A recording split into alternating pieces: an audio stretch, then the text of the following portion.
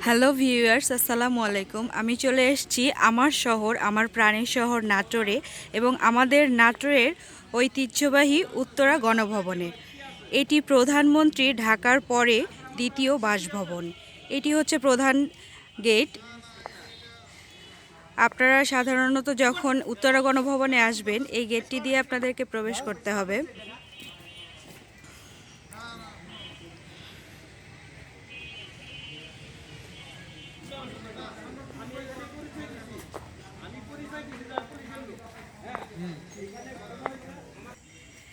দেখুন দর্শক, এটি অনেক পুরান একটি গাছ, যেটি আপনারা রাজবাড়িতে আসলে দেখতে পারবেন।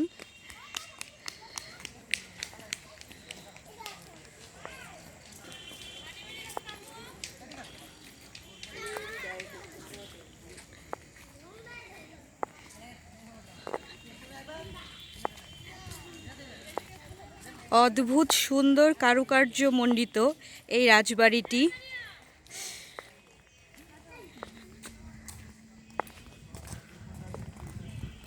অসংখ্য ঐতিহ্য এবং সৌন্দর্য এখানে আসলে আপনারা দেখতে পারবেন।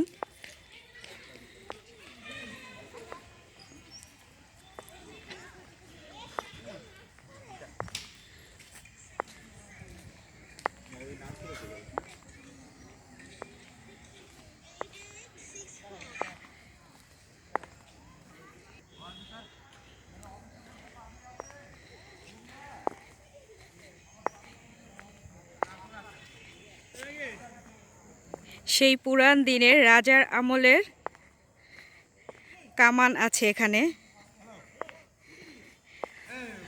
অনেক সুন্দর সুন্দর ফুল গাছ লাগিয়ে রাখা হয়েছে। এই যে দেখেন,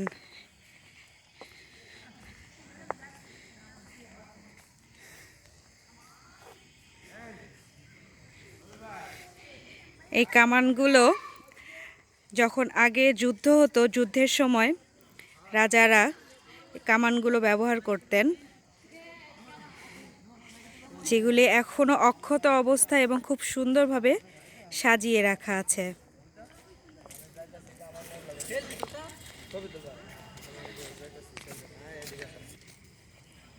এইটা ছিল রাজার কুমার প্যালেস।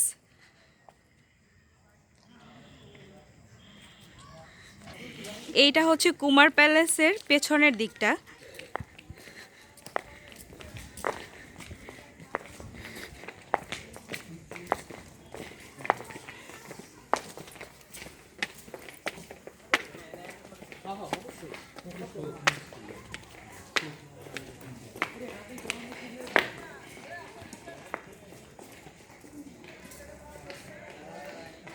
পেছনের কারুকার্যগুলো এত অদ্ভুত সুন্দর।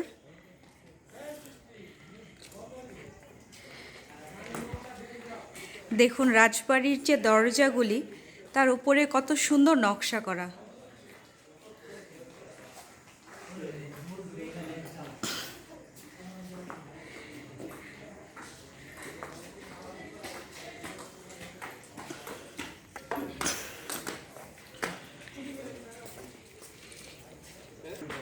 এইটি হচ্ছে জাদুঘর বা সংগ্রহশালা।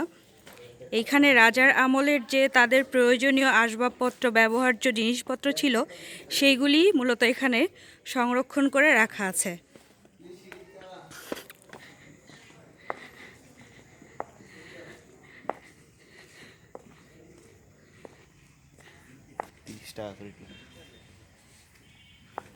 কিন্তু এইটি হচ্ছে সংগ্রহশালা। এইখানে রাজাদের আমলের যে প্রয়োজনীয় আসবাবপত্রগুলি আছে সেগুলি রাখা আছে। কিছু গোপনীয়তার কারণে সেইগুলিকে ভিডিও করার পারমিশন দেয়া হয় না, যেই কারণে আমি ভেতর থেকে দেখাতে পারছি না আসবাবপত্রগুলিকে। তবে আমি চেষ্টা করতেছি আপনাদেরকে দেখানোর জন্য।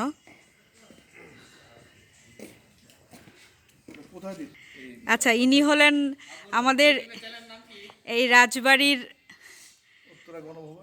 উত্তরা গণভবনে উনি আছেন।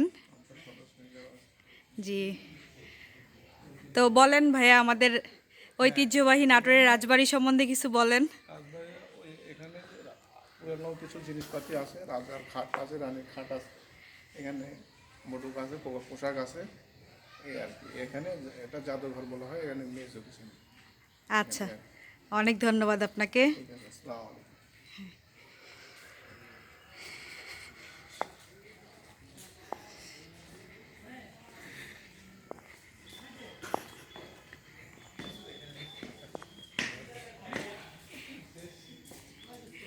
এই যে দেখেন, বিশাল বড় একটি গাছ। দর্শক, এটি হচ্ছে রাজার মেইন প্যালেসটি। তো আজকে আমার সাথে রাজবাড়িতে আছে আমার ছোট ভাই রিফাত। ও আসসালামু আমাদেরকে আলাইকুম। কিছু বলবে। তো এটা হচ্ছে যে রাজবাড়ির মেন প্যালেস। তো এই প্যালেসের ভিতরে রয়েছে আপনার ইতালিয়ান গার্ডেন। তো ইতালিয়ান গার্ডেনের মধ্যে কিন্তু সকলে ঢোকা যায় না এখন, মানে রেস্ট্রিক্টেড হয়ে গেছে ওইটা। আর আমাদের প্রধানমন্ত্রী যখন এই জায়গাতে আসবেন তাইলে আমাদের এই ভবনটায় থাকবেন। আর মন্ত্রী পরিষদের অনেক মিটিং কিন্তু আমাদের এই রুমের মধ্যে হয়েছে আর কি। অনেক বড় একটা কনফারেন্স রুম আছে, তো সেই কনফারেন্স রুমের মধ্যে এই মিটিংগুলো হয়। আর ভিতরে ইতালিয়ান গার্ডেন, তো এটা খুব সুন্দর একটা জায়গা। কিন্তু ইতালিয়ান গার্ডেন আগে সবার জন্য উন্মুক্ত ছিল, কিন্তু বর্তমানে সবার জন্য উন্মুক্ত না।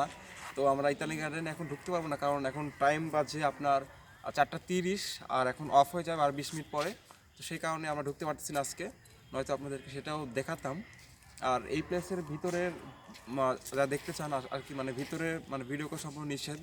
ছবি তোলা যায় আর কি, তো মানে ভিডিওটা করা সম্পূর্ণ নিষেধ। তো আমরা সে কারণে মানে ভিডিওটা করতে পারতেছি না মানে ভিতরে, এই আর কি। থ্যাংক ইউ রিফাতকে। তো চলেন আমরা আরও কিছু দেখে নিই।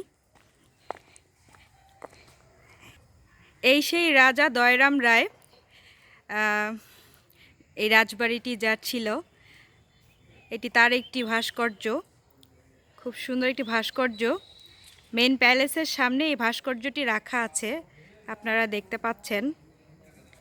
এবং এখানে লেখা আছে এখানে প্রবেশ নিষেধ। এইটি হচ্ছে মেন প্যালেসটি।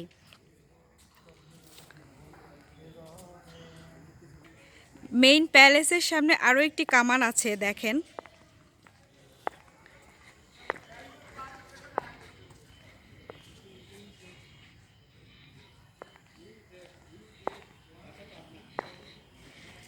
এত অদ্ভুত সুন্দর কারুকার্য করা আছে, অসম্ভব সুন্দর কারুকার্যগুলি।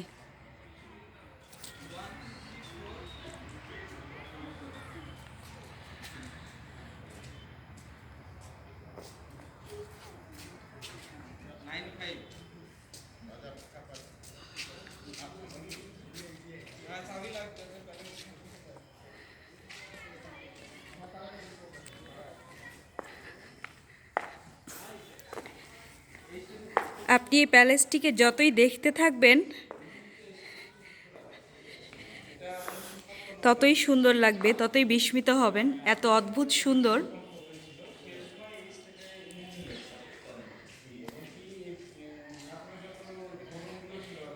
প্রধান প্যালেসের এটি হচ্ছে প্রধান দরজাটা, প্রধান প্রবেশদ্বার।